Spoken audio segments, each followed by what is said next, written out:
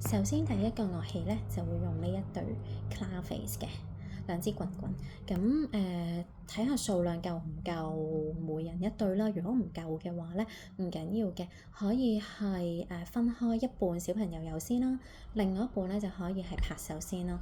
咁先用係 Mickey Mouse，咁 Mickey Mouse 咧可以先好簡單咁，其實清唱中間嗰句 Mickey Mouse Mickey Mouse。Mickey Mouse 其實就係佢要敲呢度嘅節奏兩下先，咁呢一個係最 basic 嘅 level 1。咁佢哋搞得掂嘅話咧，可能 loop 2次啦，然之後咧就會成句嘅節奏啦。Mickey Mouse Mickey Mouse，Mickey Mouse。咁呢度就係成句嘅節奏，咁呢一個就會係 level 2。咁搞得掂呢一個嘅 level 2之後咧，咁就可以跟YouTube 首歌啦。咁前階段即係佢一開始其實就係冇呢個節奏嘅，咁就由得佢哋聽到去 MIC， 一開始就係 MICKEYMOUSE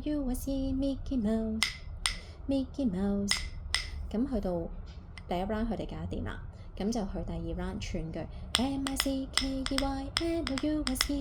MICKEYMOUSE Mickey Mouse。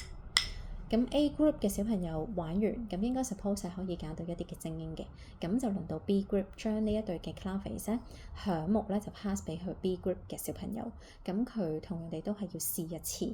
咁當冇樂器嘅小朋友咧，佢就係會拍手咯。MICKEYMOUSE Mickey Mouse。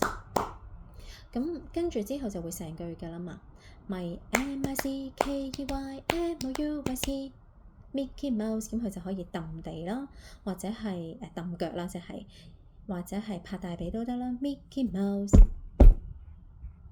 咁就會 test 咗佢哋嘅節奏感啦。呢一個